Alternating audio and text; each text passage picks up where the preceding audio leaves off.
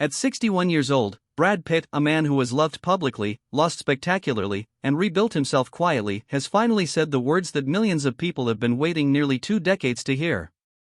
She was the love of my life. 5 words. Simple. Devastating. And yet somehow, everything. But here is the thing nobody is talking about. It was not said on a red carpet. It was not a carefully crafted PR statement designed to sell a film or soften a public image. It was a private confession, the kind that slips out when the walls come down, when the cameras are gone, and when a man is finally honest with himself. And when it leaked, the internet did not just react. It remembered. It grieved. It hoped. Because this is not just a story about Brad Pitt. This is a story about the woman the world watched him leave. The woman who smiled through heartbreak with a grace that made her untouchable. The woman who never once said a bitter word, even when she had every right to. Jennifer Aniston was not just Brad Pitt's wife. To a generation of people who grew up watching their love story unfold in real time, she was the standard. She was what real love was supposed to look like. And then it shattered. Without warning. Without dignity. And in the most public way imaginable. What followed was one of the most talked about love triangles in the history of modern celebrity culture. A divorce that divided the world into teams. A new relationship that dazzled and then imploded. Children caught in the wreckage. Courtrooms that became battlegrounds. And through all of it, through every headline, every legal filing, every carefully worded statement, one question never went away. Did Brad Pitt ever truly get over Jennifer Aniston? Now, at 61, with a new relationship, a sobriety journey, estranged children, and a legal war still raging, he has answered that question. And the answer is changing everything. In this video, we are going to take you through the full story. The fairy tale beginning that captivated a generation. The betrayal that broke it apart. The Brangelina era that promised everything and delivered chaos. And finally, the confession that nobody expected but everybody needed to hear. Stay with us. Because this story is far from over. To understand why those 5 words hit so hard, you have to go back to the beginning. Not to the scandal. Not to the divorce. But to the version of Brad Pitt that existed before all of it. The version that was still capable of being simply, quietly, genuinely in love. It was the mid-90s. Brad Pitt was already one of the most recognizable faces on the planet. Fresh off Thelma and Louise, Legends of the Fall, and Say 7 in, he was Hollywood royalty in every sense of the word. And Jennifer Aniston was the girl America had invited into their living rooms every Thursday night. Rachel Green was not just a character. She was a cultural touchstone. And the woman playing her was warm, funny, and effortlessly magnetic in a way that felt rare even by Hollywood standards. Their meeting was not cinematic. There was no dramatic moment across a crowded room. Their managers introduced them quietly, practically. 2 people are rebounding from high-profile relationships, Brad from his broken engagement to Gwyneth Paltrow and Jennifer from her split with actor Tate Donovan. What happened next surprised everyone, including them. They fell in love slowly. Privately. In a way that felt almost rebellious given how loudly the rest of Hollywood lived. For 2 years, they kept their relationship largely out of the spotlight. No coordinated paparazzi moments. No strategic magazine covers. Just 2 people genuinely choosing each other, day after day, away from the noise. When they finally stepped out together officially at the 1999 Emmy Awards, the reaction was immediate and overwhelming. Hollywood had seen power couples before. But Brad and Jennifer together felt different. They felt real. The engagement that followed only deepened that feeling. Brad proposed during a Sting concert in New York City, spontaneous, romantic, and completely on brand for a relationship built on genuine connection rather than performance. The ring he gave her was custom designed, diamond and platinum, with 7 months of planning behind it. 7 months. For a man with the resources to buy anything, he chose to invest time. That detail matters more than people realize. They married on July 29, 2000, in Malibu. The ceremony was elegant but intimate. Their vows were playful and personal. Jennifer promised to make Brad banana milkshakes, and he vowed to share the TV remote. In a world of grand Hollywood gestures, those vows were disarmingly human. And that humanity was exactly what made the world fall in love with them as a couple. For a few years, it looked like the fairy tale was going to hold. But fairy tales, as it turns out, have a very fragile shelf life. Nobody sees a fairy tale ending from the inside. That is the cruelest part. While the world was still decorating Brad and Jennifer's love story with golden light, the cracks were already forming in places the cameras could not reach. And by 2003, those closest to the couple knew something the public was not yet ready to accept. The dream was quietly coming apart. The schedules were the first visible sign. Two of the most in-demand stars in Hollywood, pulled in opposite directions by projects, commitments, and the relentless machinery of fame. Weeks apart became months apart. And distance, even when it is physical rather than emotional, has a way of creating space for doubt to grow. Friends of both Brad and Jennifer began noticing a subtle but undeniable shift. The easy warmth between them was becoming something more careful. More measured. Like two people trying very hard to hold something together without quite knowing what they were holding onto anymore. Then came the conversation that the entire world seemed to have an opinion about. Children.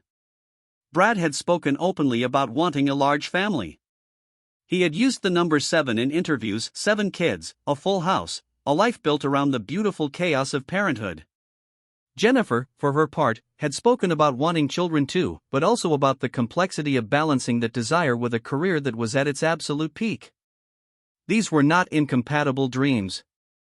But they were dreams on different timelines. And in a marriage already stretched thin by distance and demand, different timelines can become fault lines. What made this period so painful to watch in retrospect was how dignified both of them remained publicly. There were no explosive arguments caught by paparazzi. No tearful doorstep confrontations. Just a growing silence between two people who had once been so loudly, joyfully present in each other's lives. Jennifer gave an interview to W magazine during this time that stopped people in their tracks. Asked whether Brad was the love of her life, she paused. And then she said something honest and heartbreaking in equal measure.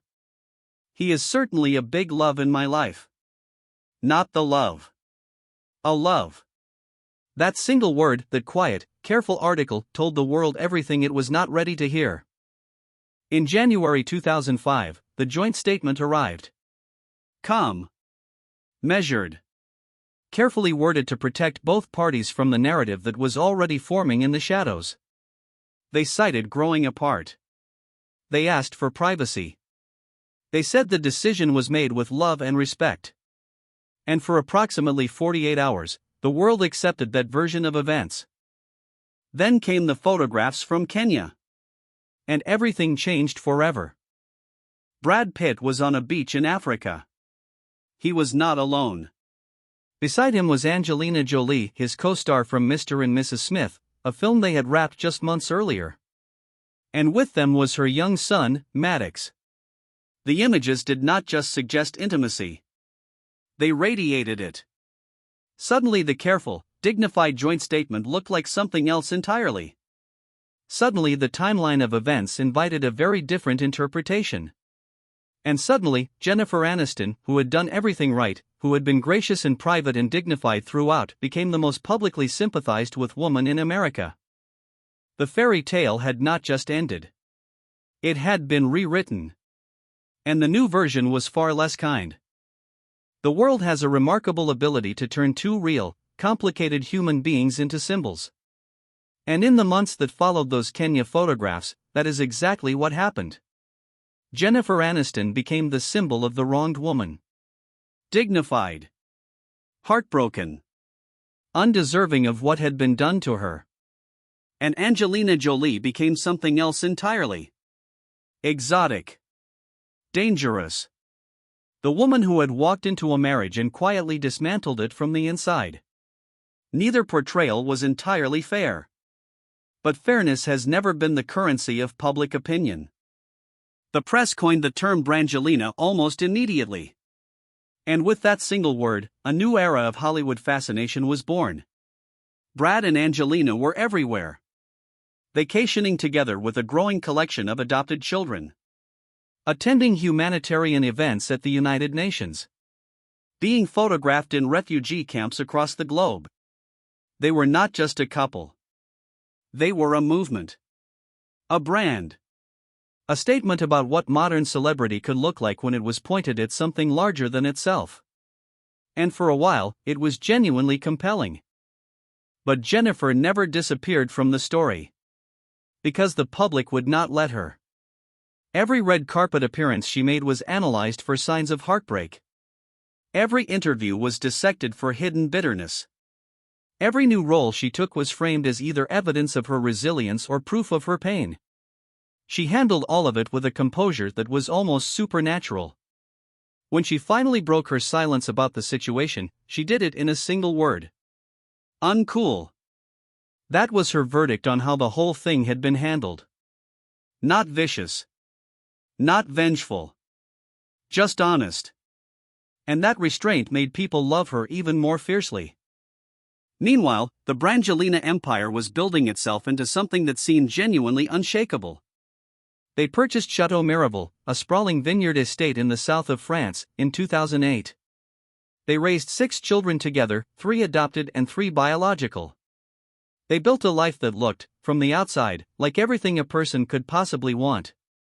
And in 2014, after nearly a decade together, they finally married in an intimate ceremony at the estate, with their children writing their vows and decorating the wedding cake.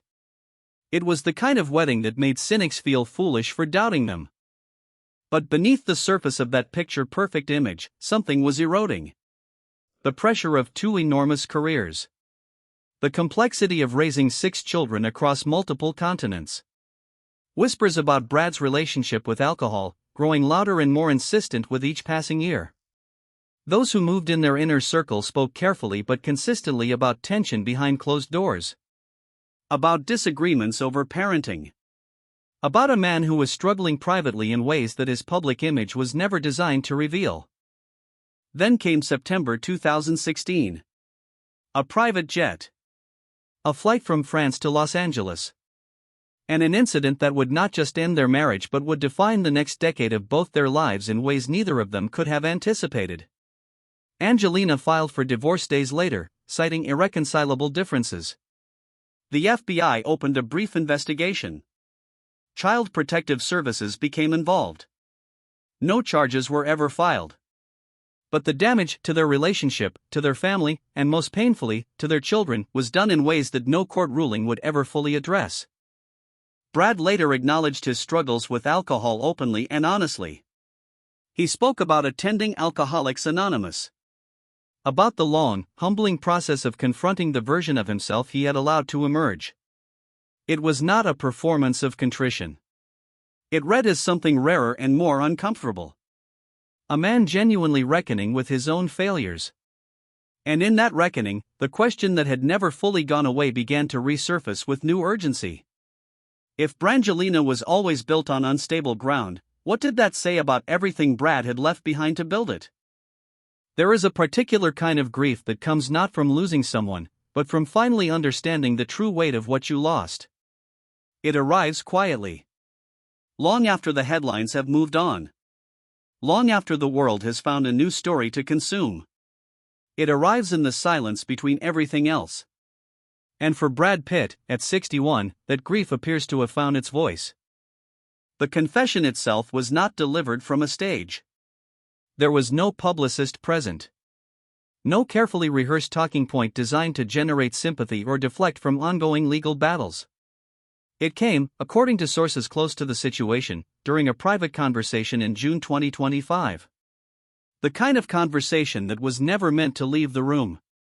She was the love of my life. And when those words reached the outside world, the reaction was not just shock. It was recognition. Because somewhere deep down, across 20 years of tabloid coverage and cultural obsession, millions of people had always believed it to be true. Jennifer Aniston's journey through all of this has been one of the most quietly extraordinary stories in modern celebrity history. After the divorce she described as devastating, she did not collapse publicly. She did not retaliate. She poured herself into her work with a focus that produced some of the most critically respected performances of her career. She went to therapy.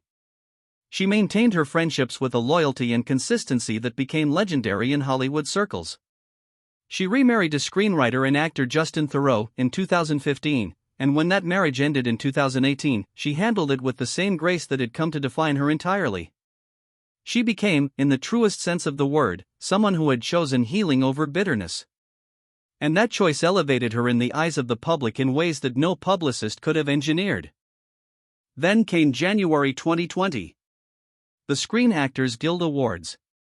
Both Brad and Jennifer won that night. And backstage, in a moment that nobody staged and everybody witnessed, they found each other. What happened was small by any objective measure. A touch of the wrist. A shared smile. A few seconds of genuine warmth between two people carrying 20 years of shared history. But the photograph of that moment traveled around the world within hours. Because it was not just a reunion. It was a symbol. Of time passing. Of wounds healing. Of two people who had once been everything to each other, finding a way to exist in the same space without armor. Brad's words about Jennifer in the years since have carried a consistent warmth that is impossible to dismiss as politeness. He has called her giving. Loving. Hilarious. He has spoken about her with the specific tenderness of someone describing not just a person they once knew, but a person they never stopped knowing. And now, with his most recent confession, the full picture has finally come into focus. The Brangelina years, for all their dazzle and scale and global humanitarian reach, appear to have been a detour. A spectacular, painful, world-altering detour. But a detour nonetheless. Today, Brad is building something quieter. His relationship with jewelry designer Ines de Ramon has offered him a stability that his previous relationships, lived entirely under the white heat of public scrutiny, never quite allowed. He is sober. He is present. He is, by all accounts, lighter than he has been in years. But the custody battle with Angelina continues to grind forward through the courts, and the emotional distance between Brad and several of his children remains one of the rawest wounds in a life that has accumulated more than its share of them. Shiloh's decision to remove Pitt from her surname at 18 hit him in a place that no legal victory could ever reach. And yet through all of it, through the sobriety and the court filings and the new relationship and the estranged children and the slow, unglamorous work of becoming a better version of himself, one name has remained constant. Not as a romantic possibility.